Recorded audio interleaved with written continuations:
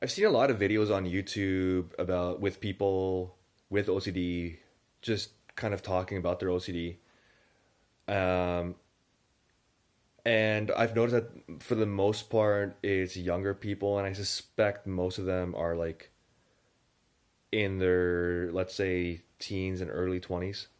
So I thought I would give a different perspective on OCD because I am a bit older. I'm 30 years old now, and I've had OCD in terms of like having a major episodes. I had my first major OCD episode when I was 18. So it's been 12 years. So I thought I would give a different perspective than you might hear in other videos because I do have a little bit more experience with it. So the here's when I was watching these videos, I was thinking, I was wondering, like, I was looking for a video from like an older person, like somebody I can relate to a little bit better. Uh, and then I realized like they're not making videos, and it's probably for a reason. It's not because they're technologically retarded or something. Like it's just because eventually, and here is the truth. Eventually, everybody or most people learn to handle their OCD. Eventually, you realize this is something that's in you. It's not going to go away. You have to learn to deal with it. And that's what's true for me. I don't like telling people what to do, and I don't like using statements like you should. But in this case, it's just kind of a fact. OCD, the vast majority of the case or the time, OCD is not curable, but it is treatable. And that is not meant to sound discouraging. It's actually meant to sound encouraging. Because when I was diagnosed with OCD, I was 18 years old, and when I first got diagnosed, I was like, I didn't know how to handle it. Like I didn't want to think that there's something wrong with me. And fast forward to today, and like I really don't care about the label. Not that I openly advertise it to everyone that I meet that I have it, but I'm not scared to bring it up. Or sorry, to if the topic comes up or if it's like relevant to whatever conversation I'm having, I'm not scared to tell people that I have OCD because it's a part of me, but it doesn't define me. And I think that was a critical way for me to start addressing it.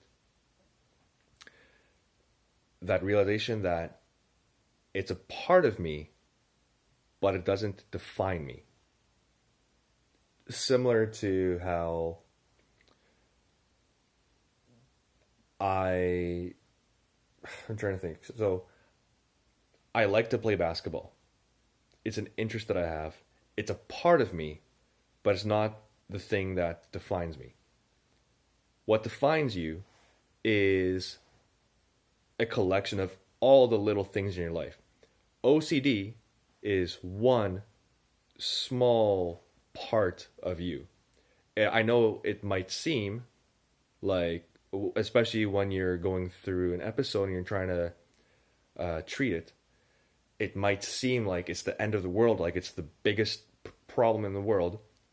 But eventually you learn how to handle it and you learn to see it for what it is.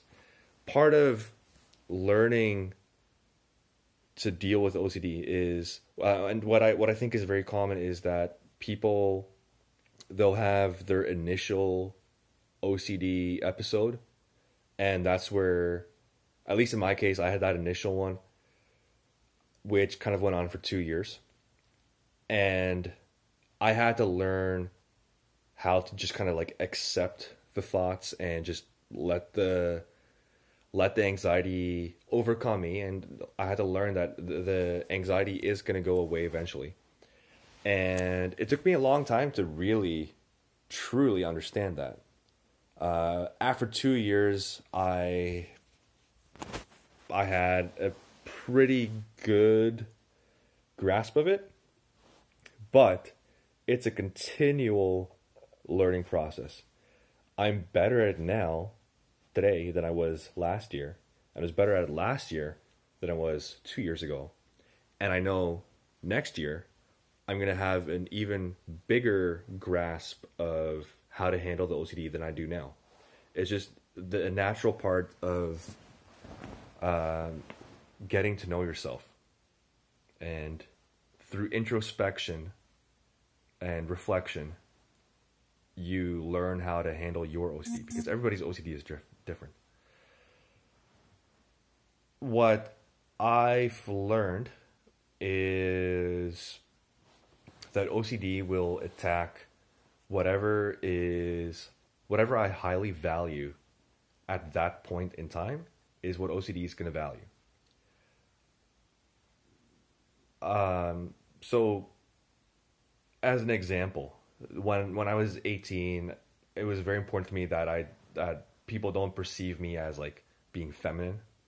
I was a bit of a late bloomer, so I was very self-conscious of that. But I wanted people to think of me as like masculine. Like when you're 18, and that's kind of the stuff that you worry about, right?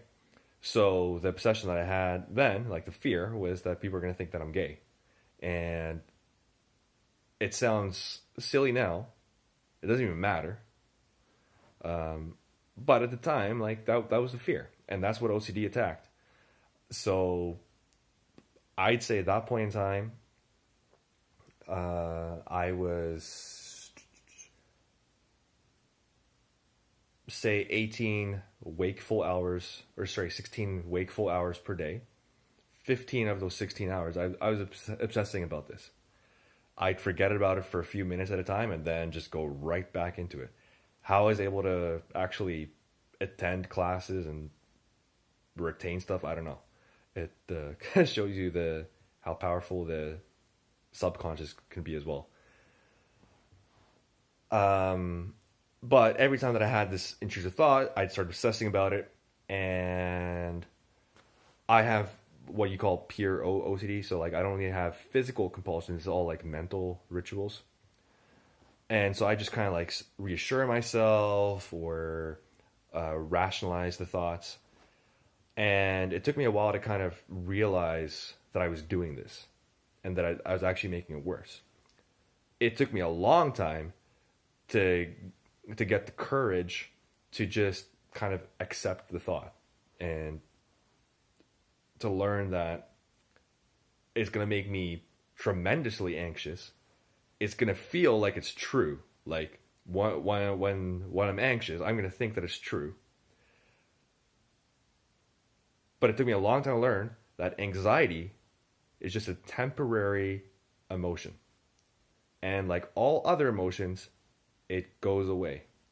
It's kind of like when you get really good news and you get excited, then as much as you would like to try to even hold on to that excitement, it just kind of goes away. And anxiety is the same thing.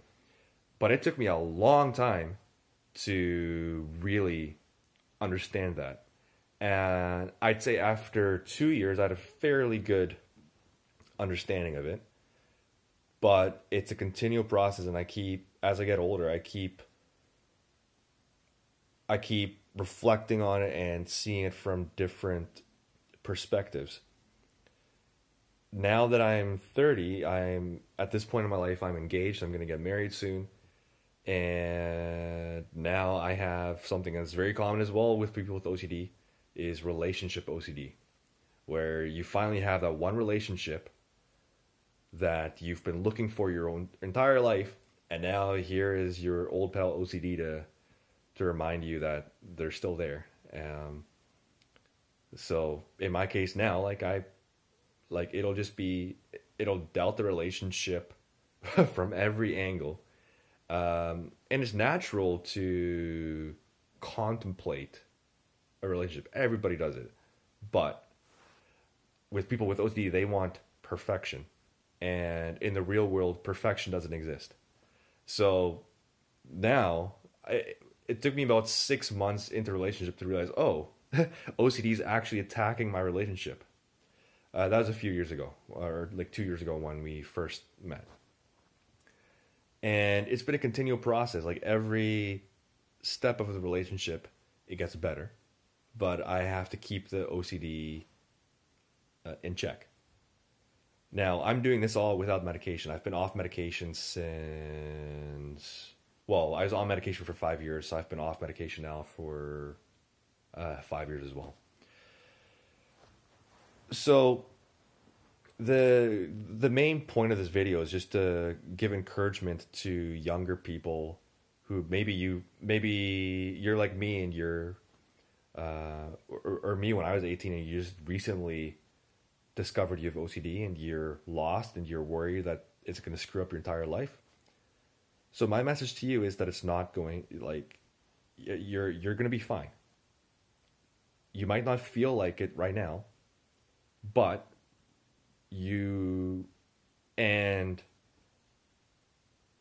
unfortunately, there's no cure for OCD, but you can, and you probably will, learn how to manage it.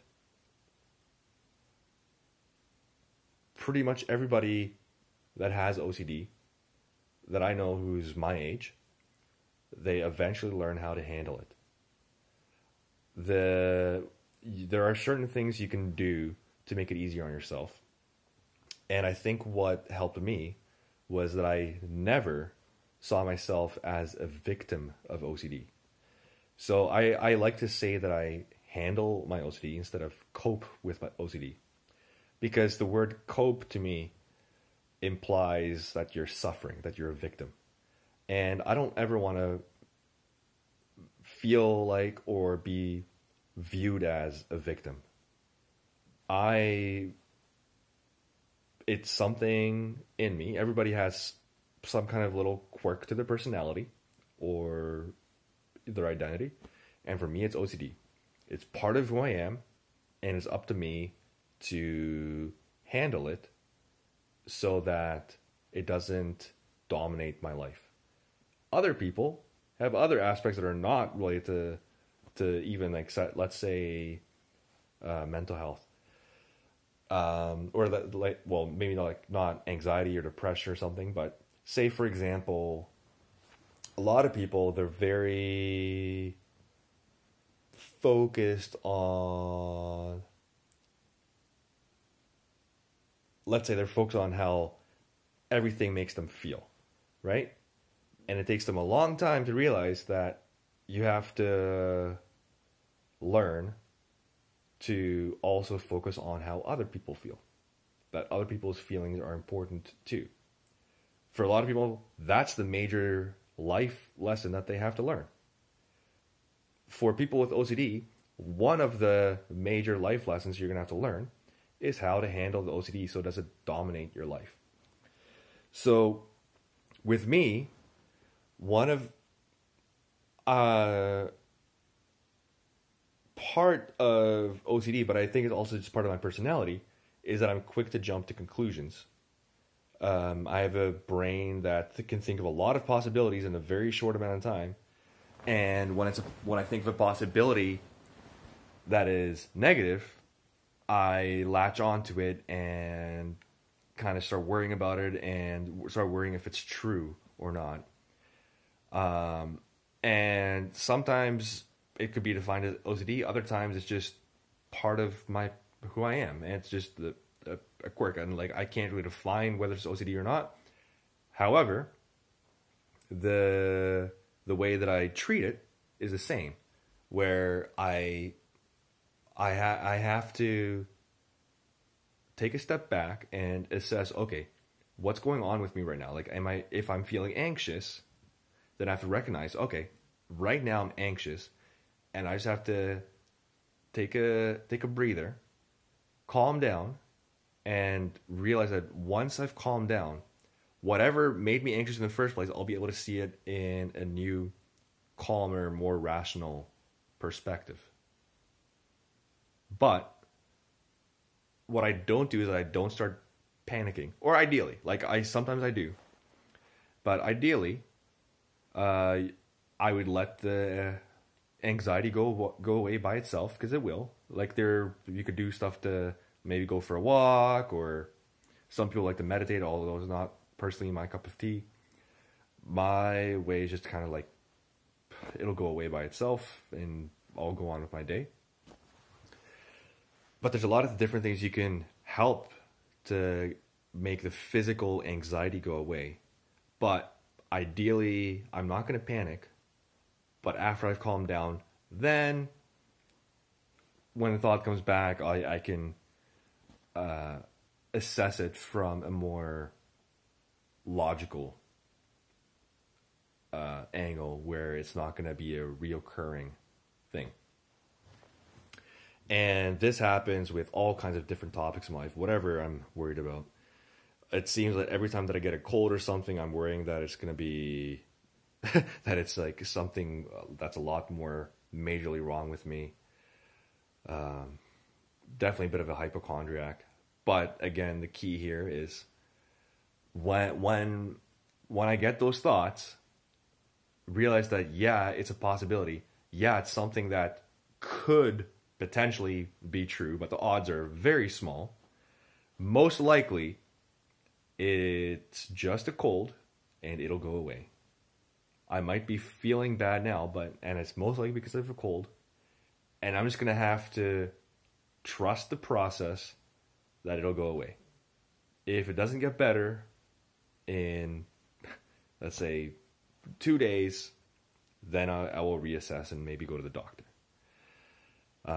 So it's just like at least for me, I've learned that I have to be the one that takes control. If I let OCD take control, that's when it dominates. But when I take control, then I dominate the OCD. And the OCD is never going to go away. It's always going to be there. It's always going to attack whatever's most valuable to me at the time. But I've also now learned to expect it. Going from kind of like late teens, early adulthood to now, where it's a different phase of my life, I've seen how OCD can transition to different phases of my life. And I realized that one day when I hopefully have kids, it's gonna find its way it's gonna weasel its way in there as well, and just something I'm gonna have to deal with. It just is what it is, and it's nothing to be depressed about. It's nothing to be scared of. I keep getting better at handling it, and so will you. It just is what it is.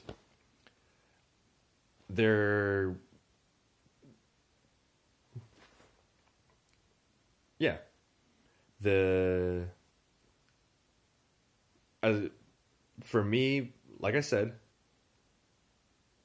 but by refusing to look at myself as a victim or an OCD patient, by refusing to identify with a victim label, has helped me to get a grip on it and not let it dominate. Anybody who knows me, they probably don't even realize that I have some kind of mental condition.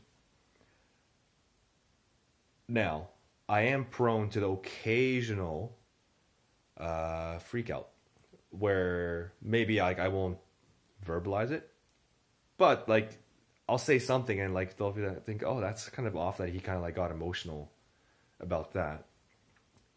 And that's actually been the recent growth for me, is to realize that just because I'm feeling panicky on the inside does not give me the excuse to just go on a rant or like a tantrum or whatever with other people, because my behavior, it actually affects how they feel.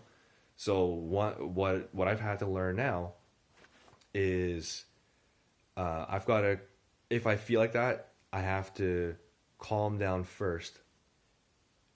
And if it's still a concern, then I can talk. Then I'll be in a position to talk to people about whatever's bothering me more calmly. And they'll be more open to listening to me as well after I've calmed down. And it's just human nature. Like if you're if you put yourself in their shoes and they're going on about their day and they just got home from work and now they're gonna go make dinner, and then your family member runs down and they're having this major thing that they're freaking out about, your first instinct is gonna be, okay, dude, I just got home from work, just calm down. So I've had to learn to not be that guy that constantly freaks out. And not that I was, but I was prone to do that on occasion. And part of that is personality, and part of that is OCD. It's all a mix. Like I see OCD as just like one aspect of my overall encompassing personality, and I think that's true for everybody. Like everybody's OCD manifests in a different way. The overall treatment is the same, but you're gonna have to figure it out for yourself. And that's not meant to sound discouraging. It is meant to sound like you do have to put some work into it. But if you put the work into it, if you really truly try to understand yourself and understand how your particular brand of OCD manifests in your head, then you will eventually be able to get a grip on it. So, like I said, I'm a little bit older. I've had 12 years experience now handling my OCD. And hopefully if this helps one person, then the past few minutes have been worth it. I don't really look at comments all that often, but I'll try to look at comments every now and then, and if anybody has a question, I'll try to answer it. The last thing that I'll say is when it comes to if you're not in a relationship yet, if you haven't had a serious relationship yet, and I can tell you a little bit about my experience in that regard, because before I met my fiance, I was always very nervous and a little bit scared of how somebody would react, somebody that I want to be close to and share my life with would react. I didn't think that anybody would accept me for or accept that part of me. And what you have to realize is that, or what I realized is that to the outside observer, they're not seeing what goes on in your head. They're just seeing some dude or girl or whatever who just looks relatively normal, just like everybody else, who occasionally brings up the fact that they also have this aspect to their overall encompassing personality. Or identity. But to them, they see all the other things. Like they'll see maybe you're very thoughtful, maybe you have a very good sense of fashion, maybe you're very good at math. They see all these other things about you as well, and he also has OCD. That's what they see. It's like one small aspect. It's not. It doesn't. In other people's eyes, your OCD isn't the defining trait to your overall encompassing personality, and it really helps to put into that perspective. And I didn't realize that until I met my fiance, because I was always a little bit scared, not scared, but like cautious to bring up the fact that I have OCD with people, because I didn't want that to be the first thing that they think of. But the reality is that it's not. People who know I have OCD, they forget that I have it. I remember that I have it. They forget because they don't see it. But it's important to be open about it, because people do care about you. And they do want you to be happy. And they do want you to, if there's something that is intrusive to your life, they want you to get the proper treatment. if they love you, which hopefully you have plenty of people in your life to love you, they want you to be happy. And it's nothing to be scared of. But it's also important to realize how there's like certain negative aspects to OCD. So like when I'm like overcome with anxiety, I was very scared to see my fiance, or I was very scared for that first time that my fiance sees me like in anxiety mode. And I've since learned how to handle those situations better so that I don't go on a big freak out every single time. And yeah, it's all about personal growth.